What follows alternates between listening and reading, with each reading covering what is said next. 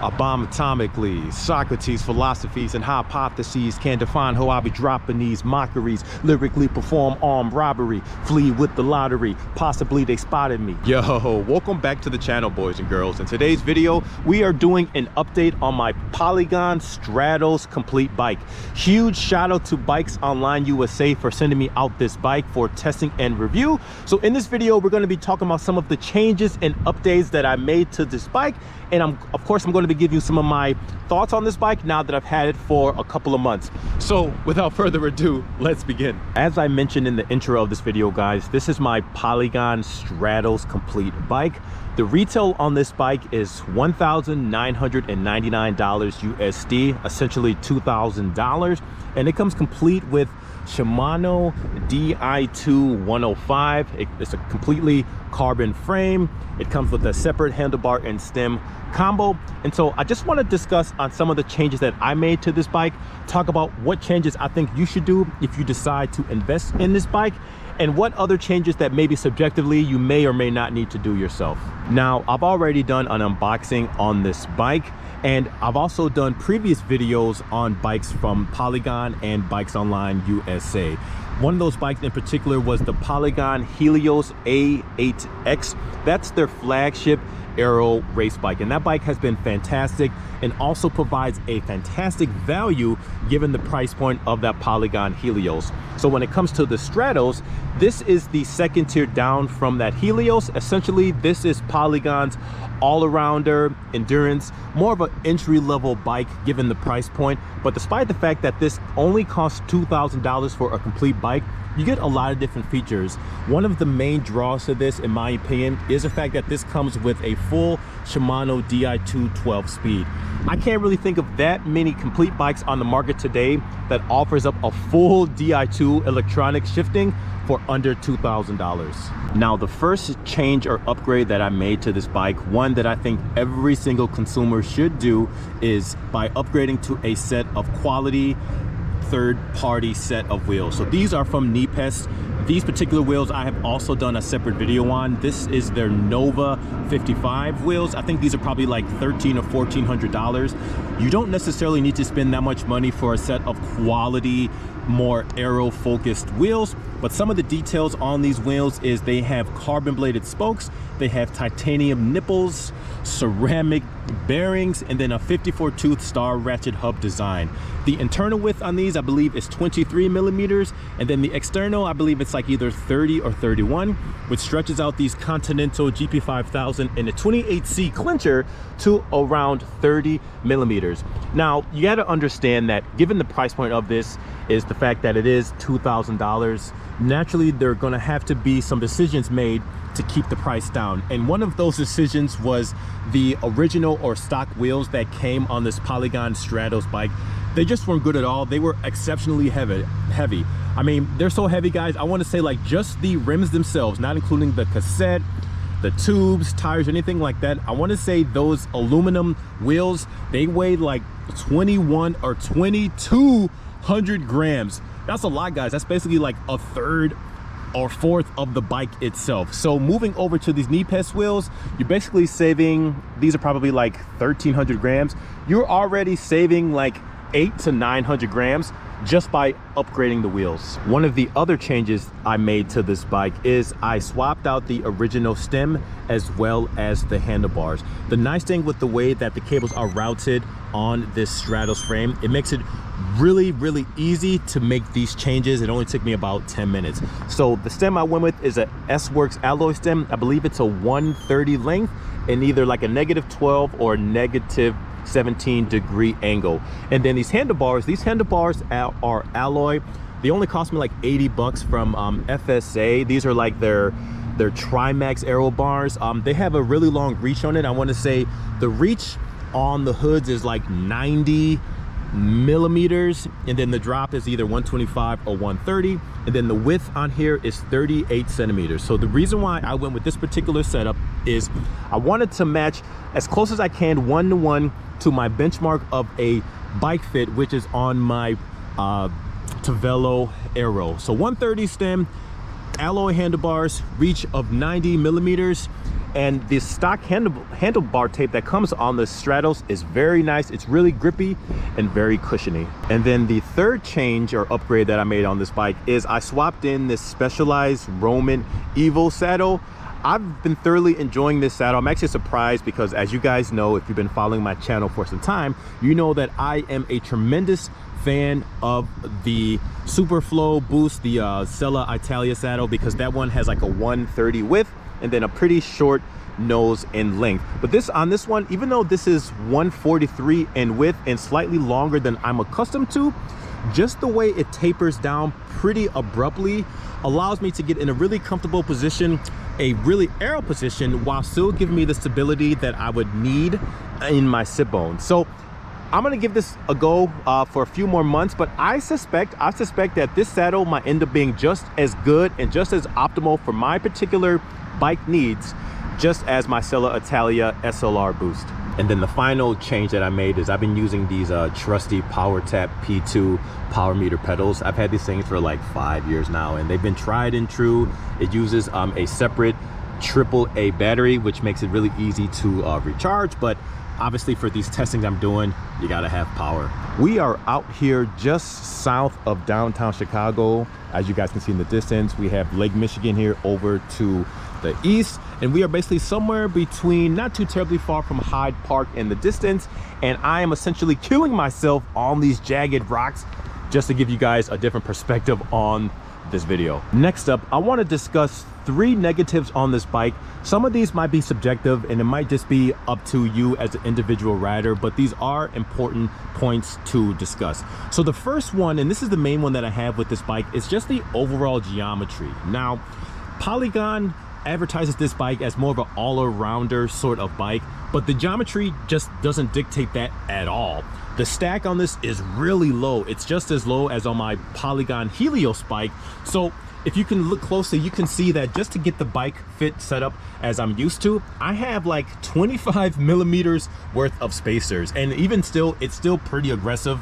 Granted, I am using a -17 stem, and then the reach on here is also fairly long, but the geometry in and of itself is not that relaxed. It's not endurance at all. So just keep that in mind. Pay careful, close attention to the geometry charts, so that you can make sure that the Strattos suits your particular bike fit needs. Using my Tavello Aero as the benchmark for all of my bike fits whenever I am setting up a brand new bike, here's a side-by-side comparison to that Tavello Aero versus the Polygon Strattos.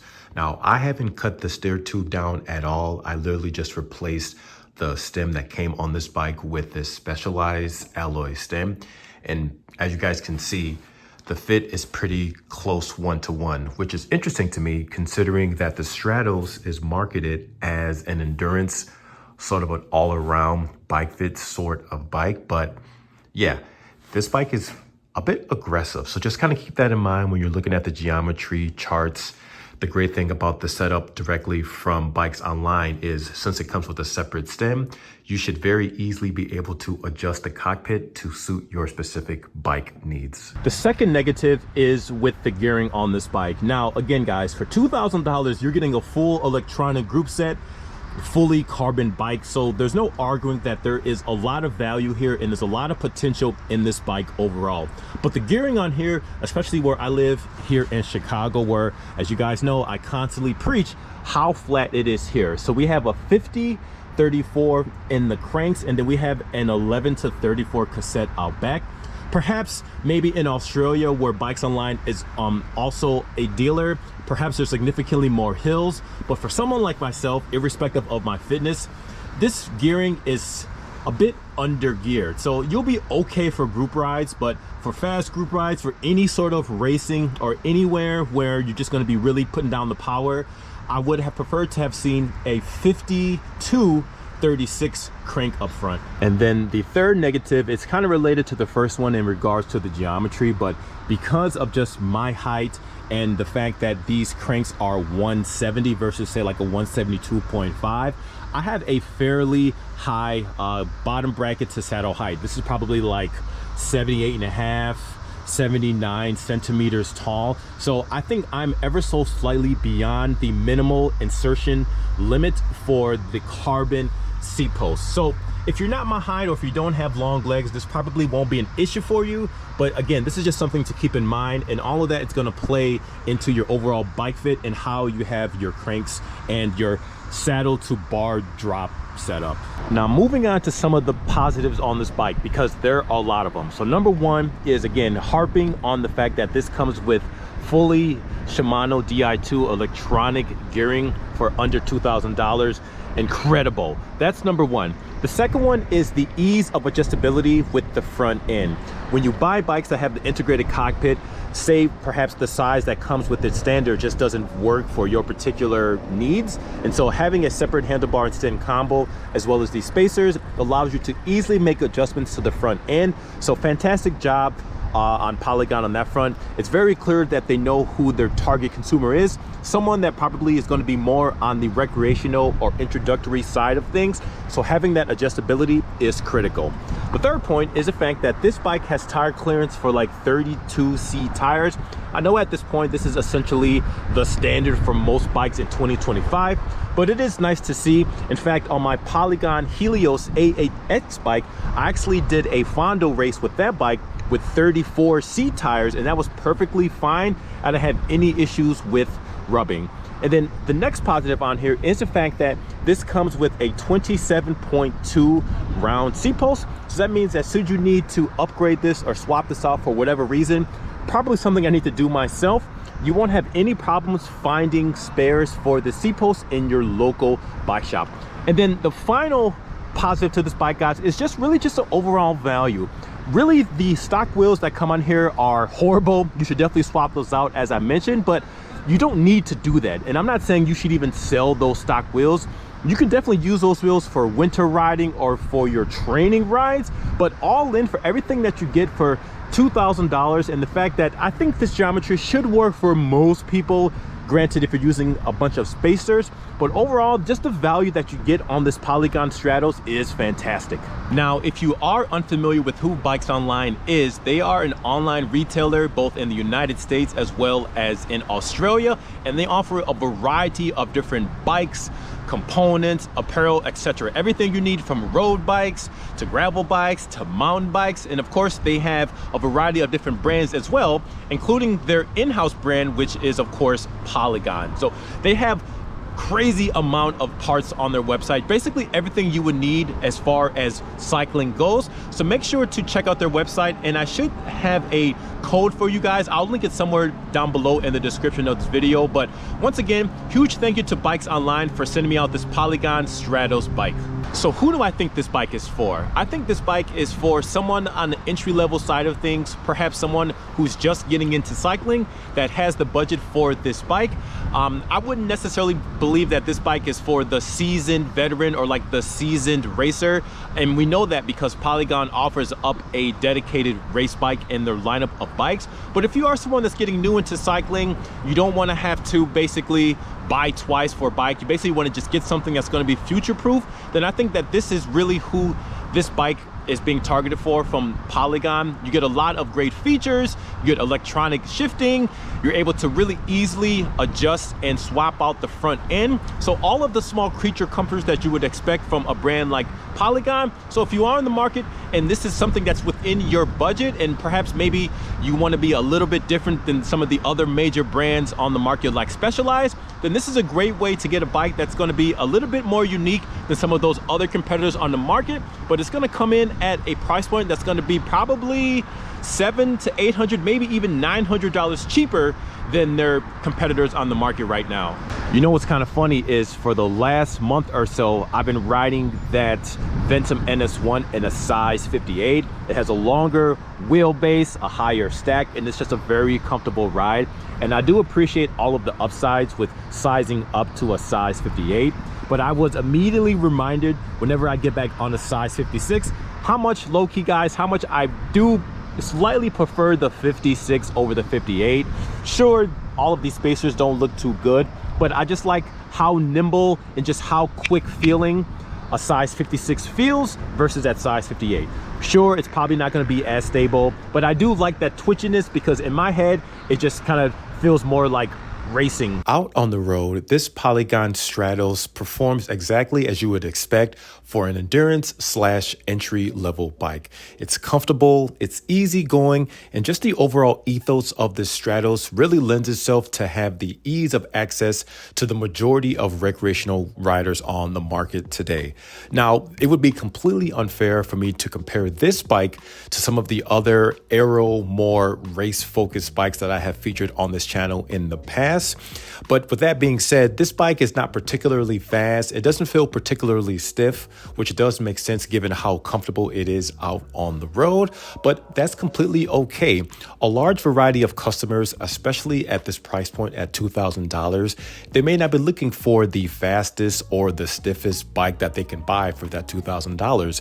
Essentially, they just want a bike that's going to be future-proof, be very easy to upgrade the parts. Well, they'll just be able to get on this bike, hop out on the road, and not think about all of these smaller nuances that maybe someone of like an enthusiast level rider might be looking for. Now, of course, I'm not saying that by having this bike, you're going to get dropped on some of your local bunch rides on the weekends. That's not the case at all. A lot of these minute differences between bikes to bikes, they're so small, they're so marginal that you probably won't feel it unless you really know what you're looking for. For myself, because I've ridden a variety of different bikes across different price points, especially because I'm taking them on this literal same roads that I do day in and day out, I am able to feel these tangible differences. But again, these differences aren't something that's going to be the difference of you getting dropped or not. So just keep that in mind that we're just talking about very small differences here. I think one of the more interesting things on this bike, and I mentioned it earlier in this video, really has to do with the geometry. And this is going to be an area where a consumer out there is going to have to pay very, very close attention to. I've noticed in some of the smaller sizes on this bike, particularly with like the small, the medium, and even the large, which is what this one is, that the stack height is definitely on the lower side. It definitely is more aggressive, and you most likely, especially if you aren't my height, you definitely are going to have to use all of the provided spacers. You probably won't need to cut down the steer tube at all. It's not until you get to like the extra large or the extra large frame where the geometry seems to lend itself more to that endurance road bike, as I mentioned earlier. So really just keep that in mind. But overall, guys, as just an everyday bike for an everyday recreational rider, this bike does make a lot of sense. Again, as I keep stressing so much in this video, $2,000, electronic shifting, you get an easily accessible and serviceable front end cockpit where you can make sure the bike fit suits your need. You get a rounded seat post, which you can upgrade and replace later should you need to. And then later down the road, should you maybe have a little bit of money saved up where you do want to upgrade the wheels to something more performance oriented, you'll be able to do that with this bike, no problems. So that is going to wrap up today's video, guys. Once again, huge thank you to Bikes Online USA for sending me out this Polygon Strattos bike. And stay tuned as I will continue to ride and test this bike now that we are through basically midsummer. It's like the end of July here in summer. So thankfully we still have like 3 to 3.5 months left of full outdoor riding. But I've been thoroughly enjoying this bike. I have the bike fit on here set up exactly how I wanted for just my particular riding style. You have all the things you would want in a modern bike at a price point that is very, very affordable within the respects of, you know, $2,000. Questions, comments, and concerns, please feel free to leave them down below, and I'm gonna check you guys on the next one. Thank you so much for watching. Peace.